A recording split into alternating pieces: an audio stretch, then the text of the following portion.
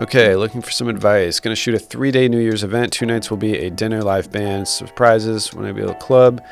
Here's the gear I'm planning. He's got some lenses, road video mic. I'm sure he meant to say aperture, simple cage. Any advice on what else I need? Extra lenses, blah, blah, blah, blah, blah.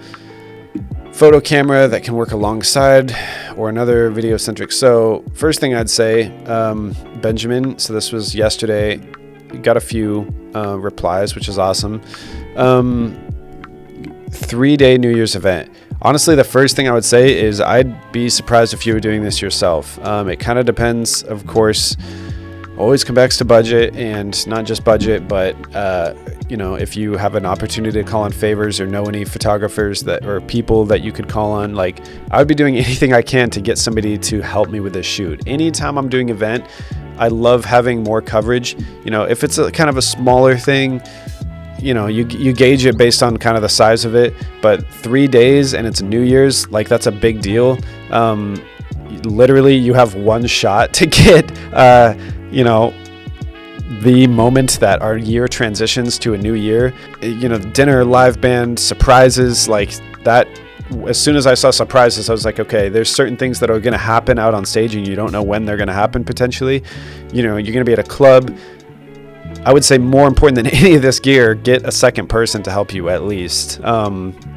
Just generally speaking, extra light, gimbal monitor, fuck all of that. Get somebody else to help you. That's going to elevate whatever you can deliver by at least 2x, if not more. All of these things are just going to be slight conveniences, and they're just going to incrementally increase the quality of what you can deliver, I think. In this case, if you can't get another person, I think you're right to think that getting another camera would be nice to have. So just rent another A7 IV, A7 V or something, or maybe even an A7R, something in the R series, so it's a bigger megapixel, so that you can use that strictly for photos. Just keep maybe your portrait 85 on that, on the sling, and then you have your video camera.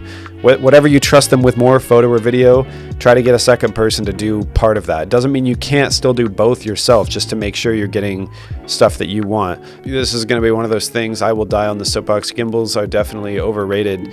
I think as soon as they made them $200, $300 and affordable to everybody, it just absolutely ruined us. Gimbals don't stabilize your video. Gimbals do not guarantee that you're gonna your video is going to be stabilized. It will eliminate camera shake to a good extent, but that doesn't mean it's going to be stable, because you can still move up and down. And I mean, if you have the DJI, whatever that's called, the big one that actually is a 4-axis stabilizer, then you're probably in good shape. But other than that, any 3-axis one is not going to help the up and down motion. And to be honest, I mean, I would only use a gimbal if I know there's a couple specific shots I'm going to want to hit. If there's a couple moving shots I'm going to want to get, or some rotating shots, which, to be honest, it's one of those things, it doesn't hurt to bring it on every shoot.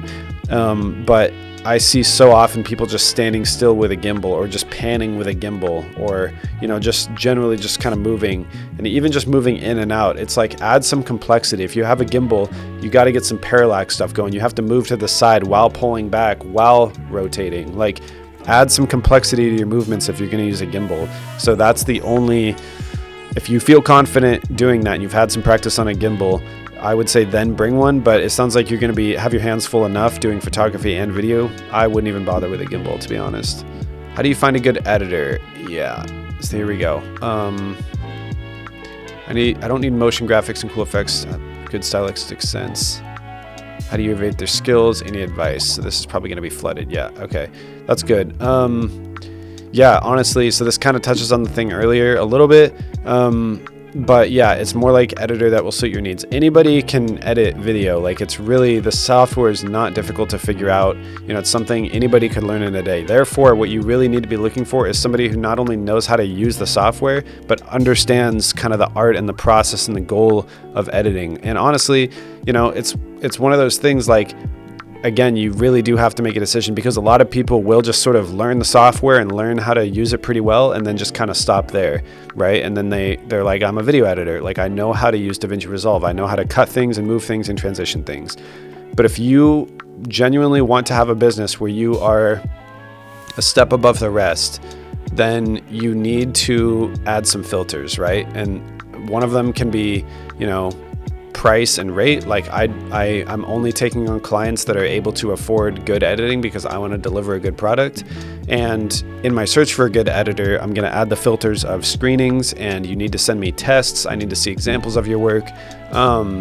Good stylistic sense. It sounds like this is somebody who does genuinely care about, the quality of the video. They don't want to just deliver something, mediocre, which is very, very easy to do. Like, it's very easy to just throw together and edit like a bunch of moving pictures. But, when you're asking somebody to genuinely put some thought into it, like, then you're asking for somebody to pay, a higher rate. So yeah, look at their portfolio, look at the stuff they've made before. How do you evaluate their skills? I mean, there's not really a lot you have to do. You just have to kind of watch something they've made and be like, wow, would I buy that product, or would I visit that place, or would I, do I like the way they did that? I mean, I knew nothing about this backpack company, but they edited this thing for them, and wow, this is really cool. If it doesn't evoke any feelings in you, that right away should be a good sign that, they might not be what you're looking for. And be okay with the fact that it might take you some time to find somebody that's good. Like, if you are somebody who has standards, hold yourself to that.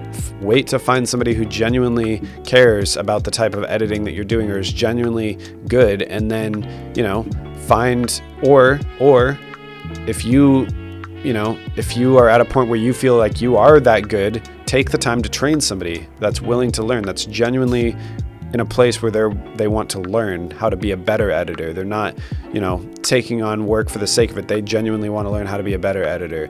And if you're in a position to teach them, then do that. But if you're more in a position where, like, I'd rather have somebody that's better than me, I want to shortcut that, then you have to make that decision of like, okay, then I need to pay more. Like, that's really the trade-off. It's always, time for money. Like, I have to find an editor who's good. I'm going to pay a little bit more.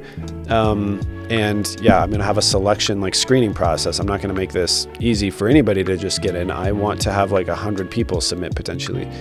Test edit. Yeah. Send them footage of yours that you've made. And if they make something better than the way you made it, then that's a good sign. This is great. It's awesome to see people posting not just questions, but like genuine, like, stories. Marcus Robinson, I know I've seen good stuff from him before too. This is really cool to see that, like, he's willing to do something without any promise, just like, let me just make this for you, right? It's really reassuring to me too, to be honest, because I'm constantly struggling with that too. I'm at a point where, like, I do feel confident in what I can do. I do feel very confident in, like, what I can deliver, to a certain point for sure. And I struggle with that thing, like, okay, is this the right time for me to kind of just set aside my ego and just kind of do this gig just on a whim? And it's honestly, this is something I've seen a few of these videos today. Peter McKinnon just posted something about this as well. You have to be willing to do this stuff. You always have to be willing, no matter how big you get. Like, there's always a good reason to work for free sometimes, or with no promise of anything coming from it in the future. Like, you gotta lean into that. You gotta embrace it. And life is honestly gonna just be so much more freeing and better when you do, because it's always gonna lead to something. Like, even if this client didn't see this and reach out for bigger deals, who knows who could see this in the future, be like, we really loved what you did for them. It looked like that was a $25,000 job. We'd be willing to pay that for you to do that for us. Like, the value of having something that's permanent on your website that's really, really good quality and really well done is so huge. Never fully shut a door. I love the way he words this, because I've certainly had a lot of these things that are not hard-nosed, and it's very hard-nosed are so exceedingly rare. It's good that he highlighted this, because it's so true. Like, just the fact that they're not like a hard no to your face. And if they are that, it's because they're scared, or they're nervous, or they're acting out of some kind of, usually not very rational point, right? It's either like they've been burned too bad by a previous deal, or they're just not in a good headspace for whatever reason. And in that case, it's like, okay, let it, let that hard no pass. But more often than not, it's just people who are saying, we'll keep that in mind. they'll use that sort of passive language or putting it off language, which is totally fine. That's how we all are. That's how you, I'm sure, are on some other things. When a salesman comes to your door, you're probably saying the same thing to them, right? Like, well, I'll think about it. Or, calls you on the phone. Oh yeah, we'll think about it. Like, you can't expect other people to not do that to you as well. That's the same way we all are. But what that means is, like, they more than likely, what they would love is for you to prove yourself to them, right? To make the decision so easy for them that there's just no reason to say no. And one of the easiest ways to make a decision impossible to say no to is if you just do the work for free. It's not, and you don't come at them and say, would you like me to do this for free? You just make it for them. Do whatever you can. Sure, you might not have access to their facilities or some things you'd like to have for them, but do something for them for free if you can. If that's not something feasible for you to do, like for whatever reason, you can just come at them and say, look, I'm willing to just make something for you guys, but you have to let me in to film this, but let me just make it to the quality that I want without any feedback. Like, if I'm going to do this for free, let me just make it the way I want. And you can really get a sense of how I work, like what my vision is, and, then we can see where this goes. And more likely than not, if they're not super hard-nosed or whatever, they're probably going to love what you did, especially the fact that you did it for free. They're going to feel a little guilty for not paying you, and they're going to want to hire you on going forward. And if they don't, like, sometimes you might have to take a hard look at that and say, okay, maybe my quality isn't as good as I thought. Maybe I should share this with a couple other people, get some feedback from them, and get genuine feedback. And honestly, there's a lot of reasons, something might not come from it. It doesn't necessarily mean that your work isn't up to quality that they want.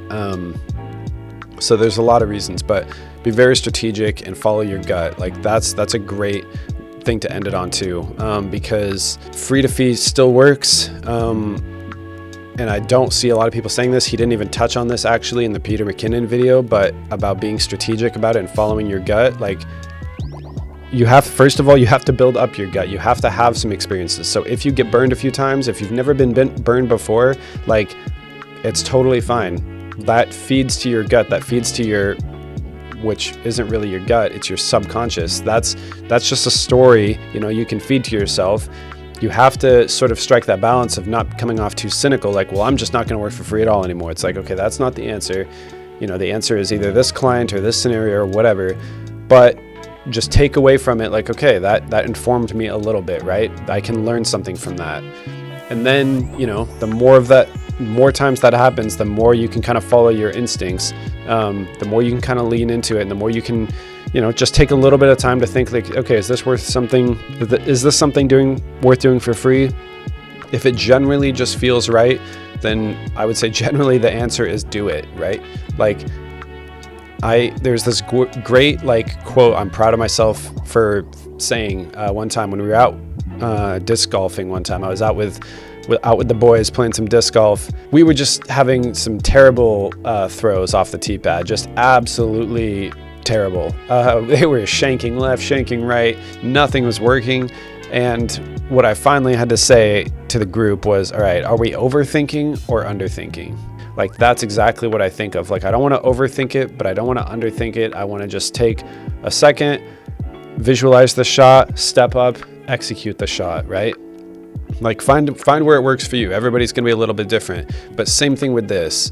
When you're trying to decide, like, should I take on this work? Shouldn't I? Put a little bit of thought into it. Does this kind of seem like a good organization? Are they pretty big? Do they have a lot of followers, for example? Or are they a bigger organization? Are they very well connected in the community?